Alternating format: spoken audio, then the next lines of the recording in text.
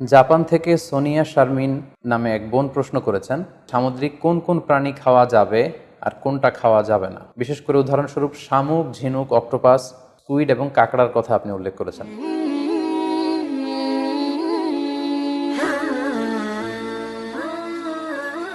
আসসালামু আলাইকুম ওয়া রাহমাতুল্লাহি ওয়া বারাকাতুহু। নাহমাদুহু ওয়া নুসাল্লি আলা রাসূলিহিল কারীম।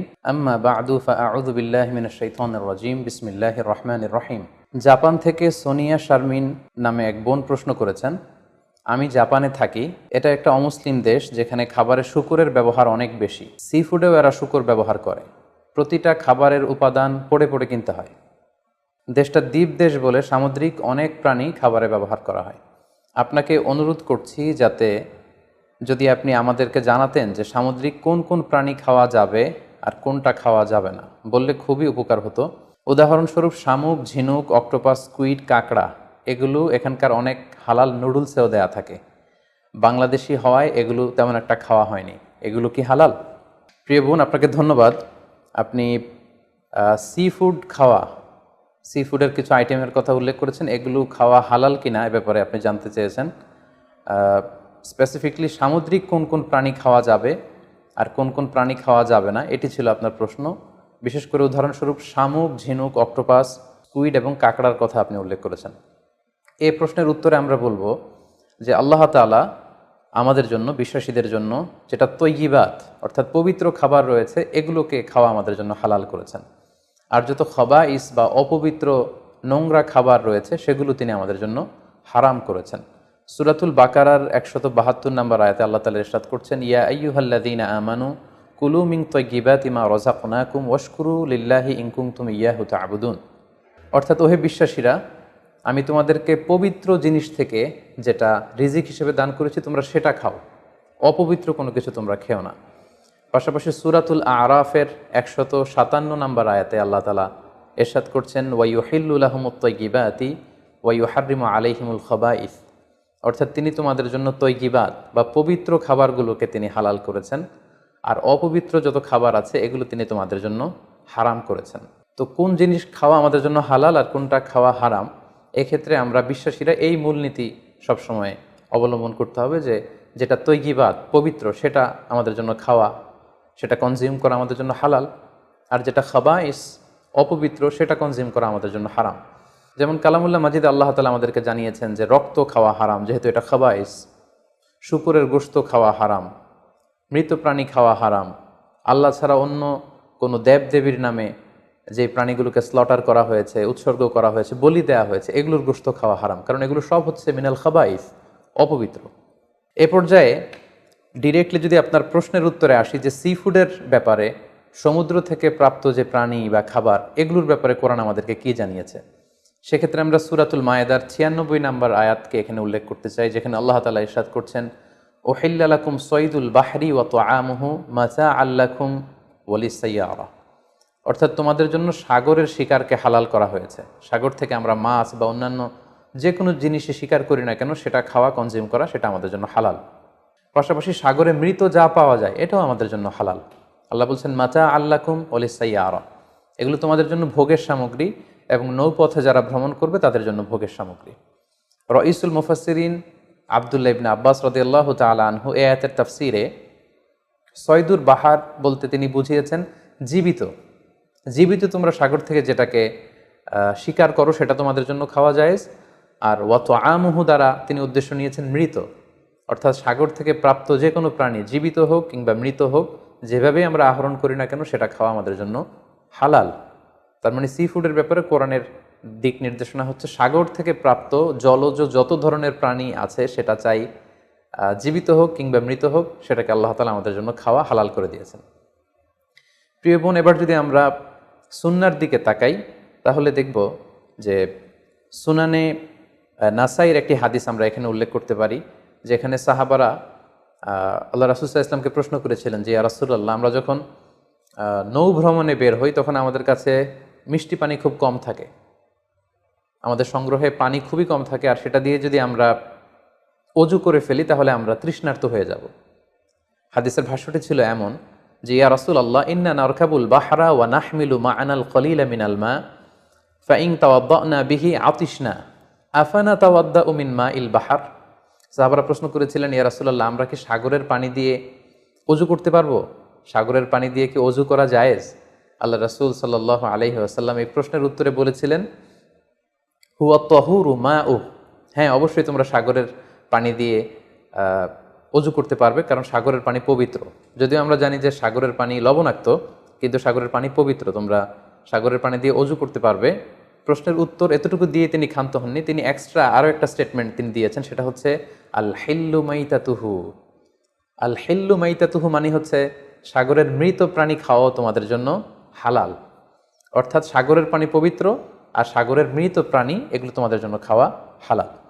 সম্মানিত সুধী, কোরআনের এই আয়াতটি এবং সুনানে নাসাইর এই হাদিসের বর্ণনা থেকে, আল্লাহ রাসূল সাল্লাল্লাহু আলাইহি ওয়াসাল্লামের উত্তর থেকে আমরা বুঝতে পারলাম সাগর থেকে পাওয়া যত ধরনের সি ফুডের আইটেম হতে পারে, যত ধরনের খাবার হতে পারে, সেটা চাই জীবিত হোক কিংবা মৃত হোক, সেগুলো আল্লাহ তাআলা আমাদের জন্য কনজিউম করা, সেগুলো খাওয়া, সেগুলো আহরণ করা, সেগুলো স্বীকার করা আল্লাহ তাআলা আমাদের জন্য বৈধ করে দিয়েছেন।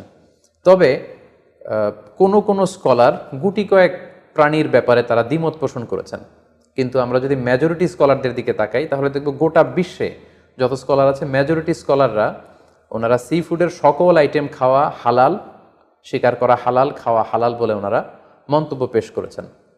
যারা এ ব্যাপারে কিছু কিছু প্রাণীর ব্যাপারে ভিন্ন মত পোষণ করেন তাদের কয়েকটি মতামত আমি আপনাদের সামনে তুলে ধরছি। যেমন কোনো স্কলাররা বলেছেন যে সাগরের প্রাণী খাওয়া তখন জায়েজ হবে যদি সেটা সবসময় সাগরে বসবাস করে, অর্থাৎ সেটা জলজ প্রাণী হতে হবে, কিছু সময় জলে থাকে আবার কিছু সময় স্থলে থাকে, এ জাতীয় প্রাণী খাওয়া যাবে না।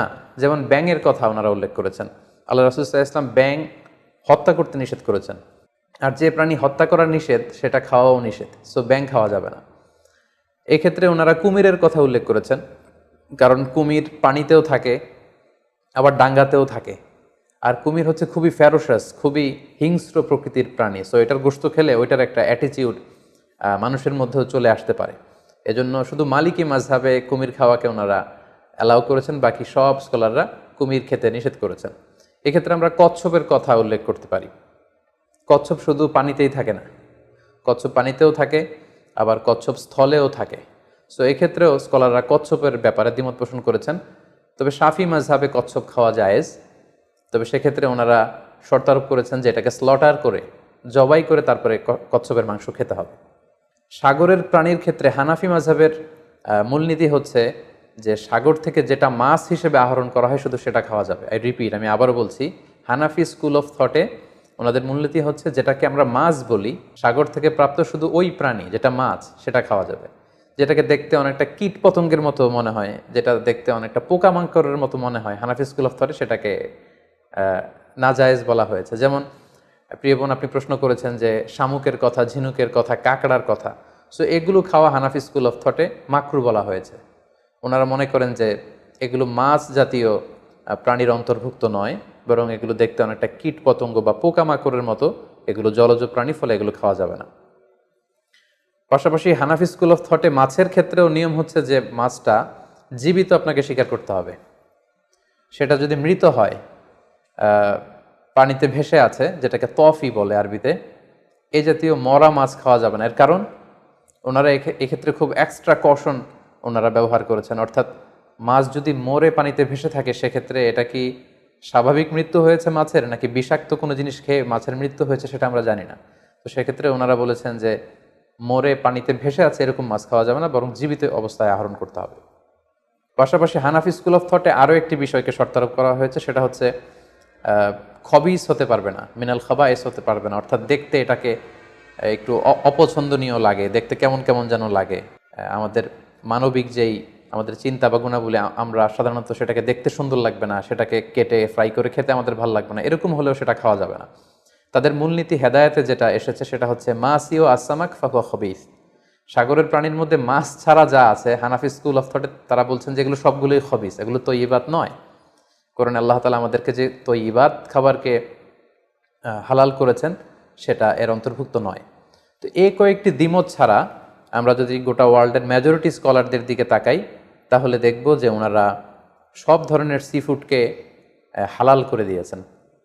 কারণ কোরআনের এই আয়াতটি যেটি আমি বললাম যে উহিল্লা লাকুম সাইদুল বাহরি ওয়া তুআমুহু, এটি এবং রাসূল সাল্লাল্লাহু আলাইহি ওয়াসাল্লামের স্টেটমেন্ট আল হিল্লু মাইতাতুহু, সাগরের যে কোনো প্রাণী এটা মরা হলেও খাওয়া জায়েজ। এই আয়াতটি এবং এই হাদিসটি এটা হচ্ছে খুব জেনারেল স্টেটমেন্ট, ব্যাপকভাবে সাগর থেকে প্রাপ্ত সকল খাবারের ক্ষেত্রে এটা প্রযোজ্য।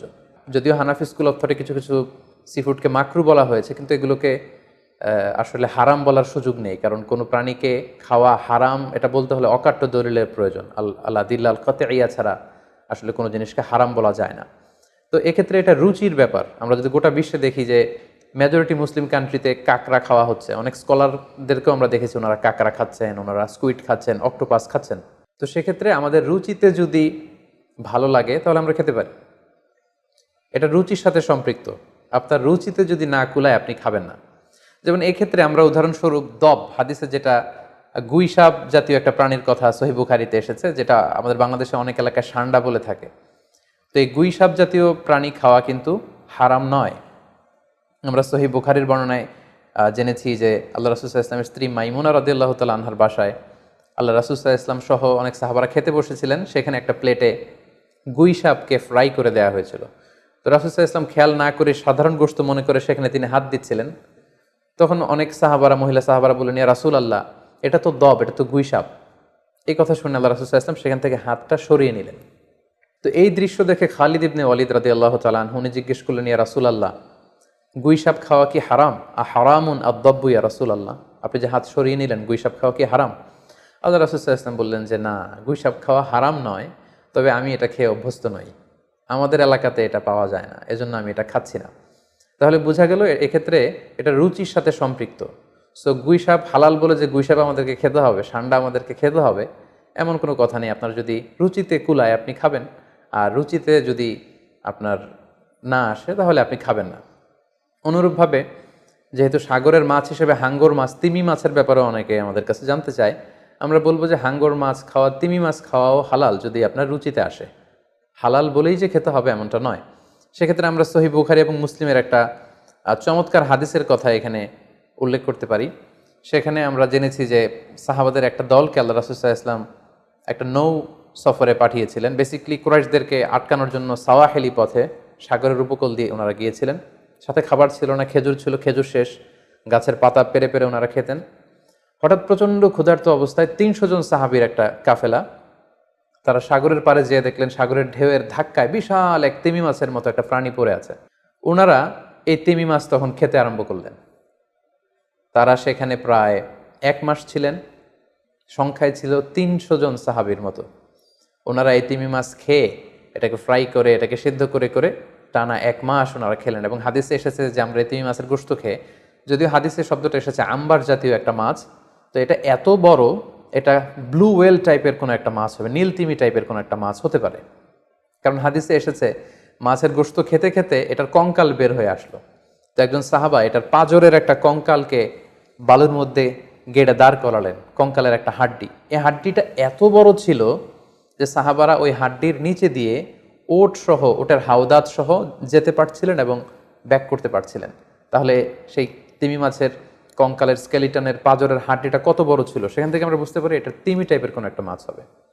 সফর শেষ করে ওনারা যখন মদিনায় আসলেন তখন আল্লাহ রাসূল সাল্লাল্লাহু আলাইহি ওয়াসাল্লামকে ওনারা পুরো ঘটনার বৃত্তান্ত খুলে বললেন এবং জিজ্ঞেস করলেন, ইয়া রাসূলুল্লাহ, এই যে এত বড় তিমি মাছের মতো একটা মাছ যে আমরা খেয়েছি, আমরা তো জানি না এত বড় মাছ এটা খাওয়া শরীয়তে বৈধ কিনা। আল্লাহর হাবিব সাল্লাল্লাহু আলাইহি ওয়াসাল্লাম বললেন, এটা বৈধ, তিমি জাতীয় মাছ এগুলো খাওয়া বৈধ, এটা আল্লাহ তাআলা তোমাদের জন্য রিজিক হিসেবে রেখেছিলেন। সহিহ মুসলিমে যেই বর্ণনাটা এসেছে তিনি বললেন যে হুয়া রিজকুন আখরাজাহুল্লাহু লাকুম, এটা আল্লাহর পক্ষ থেকে তোমাদের জন্য নির্ধারিত একটা রিস্ক। এবং আল্লাহ রাসূল সাল্লাল্লাহু আলাইহি ওয়াসাল্লাম বললেন, ফাহাল মাআকুম মিন লাহমি, ওই মাছের গোশত তোমরা যে প্রিজার্ভ করেছিলে ওইখান থেকে কি তোমাদের কাছে কিছু আছে? সাহাবারা বললেন, জি, আমাদের কাছে সেই মাছের কিছু অংশ এখনো আছে। আল্লাহ রাসূল সাল্লাল্লাহু আলাইহি ওয়াসাল্লাম বললেন, তাহলে আমাকে কিছু দাও, ফাতুতঈমুন, আমাকে কিছু খাওয়াও। ক্বালা ফাআরসালনা ইলা রাসূলিল্লাহি সাল্লাল্লাহু আলাইহি ওয়াসাল্লাম মিনহু ফাআকালাহু, তারা তাদের বাড়ি থেকে সেই মাংসের কিছু অংশ এনে রাসূল সাল্লাল্লাহু আলাইহি ওয়াসাল্লামকে দিলেন, পাঠালেন, এবং সেই তিমি মাছের গোশত থেকে আল্লাহ রাসূল সাল্লাল্লাহু আলাইহি ওয়াসাল্লাম নিজে ভক্ষণ করলেন। সম্মানিত শুধু এই লম্বা হাদিসটি থেকে আমরা জানতে পারলাম যে সাগরের এই হাঙ্গর মাছ, তিমি মাছ যেগুলো অনেক বড় বড় মাছ, এগুলোও খাওয়া বৈধ, যেহেতু সাগরের সব প্রাণী খাওয়া আল্লাহ তাআলা আমাদের জন্য জায়েজ করেছেন। তাহলে আমরা এই সিদ্ধান্তে উপনীত হতে পারি যে সামুদ্রিক সব ধরনের প্রাণী খাওয়া বা সি ফুড খাওয়া জায়েজ, যদি এটা স্বাস্থ্যের জন্য ক্ষতিকর নয় বা এর মধ্যে বিষাক্ত কোনো জিনিস নেই, এটা যদি প্রমাণিত হয়, অর্থাৎ বিষাক্ত নয় এবং ক্ষতিকর বলে প্রমাণিত নয়, এটা যদি আমরা নিশ্চিত হতে পারি, তাহলে আপনার রুচিতে কুলালে আপনি যে কোনো ধরনের সি ফুড খেতে পারেন। তবে যেগুলো ক্ষতিকর, যেমন আমরা জেলিফিশের কথা জানি, স্টোন ফিশ, আমাদের বাংলাদেশে পিরানহা নামে এক মাছের কথা আমরা শুনেছি, যেটা খেলে মানুষের মৃত্যুর সম্ভাবনা আছে, এগুলো বিক্রি করা, এগুলো খাওয়া, কনজিউম করা, এগুলো সবগুলো হারাম। কারণ ক্ষতিকর কোনো জিনিস কোনো মুসলমান কনজিউম করতে পারে না। কারণ আল্লাহ তাআলা সূরাতুল বাকারার 195 নম্বর আয়াতে আমাদেরকে বলেছেন, ওয়ালা তুলকু বিআইদিকুম ইলা তাহলুকা, তোমরা নিজেরা নিজ হাতে নিজেদেরকে ধ্বংসের দিকে ঠেলে দিও না, যেটা তোমার ক্ষতি হতে পারে সে কাজ তুমি করতে পারো না। পাশাপাশি সূরাতুন নিসার 29 নম্বর আয়াতে আল্লাহ তাআলা বলছেন, ওয়ালা তাকতুলু আনফুসাকুম ইন্নাল্লাহা কানা বিকুম রহিমা, তোমরা নিজেরা নিজেদেরকে হত্যা করো না, কারণ আল্লাহ তাআলা তোমাদের উপর খুবই বেশি দয়া পরবশ, তিনি মেহেরবান। তাহলে এই আয়াতগুলোর আলোকে আমরা বুঝতে পারলাম যে বিষাক্ত এবং ক্ষতিকর বলে প্রমাণিত নয় এরকম যে কোনো ধরনের সি ফুড যদি আপনার রুচিতে আসে, আপনি খেতে পারবেন। ফলে শামুক, ঝিনুক, অক্টোপাস, স্কুইড, কাঁকড়া, যদিও হানাফি স্কুল অফ থটে এগুলোকে মাকরু বলা হয়েছে, কিন্তু এই ধরনের সি ফুডকে আসলে হারাম বলার কোনো সুযোগ নেই, এগুলো হালাল ইনশাআল্লাহ। আপনি চাইলে এগুলো কনজিউম করতে পারবেন, এগুলো খেতে পারবেন ইনশাআল্লাহ। আল্লাহ তাআলা আমাদের সবাইকে ইসলামকে সঠিকভাবে বুঝার, জানার এবং মানার তৌফিক দান করুক। আসসালামু আলাইকুম ওয়া রাহমাতুল্লাহি ওয়া বারাকাতুহু।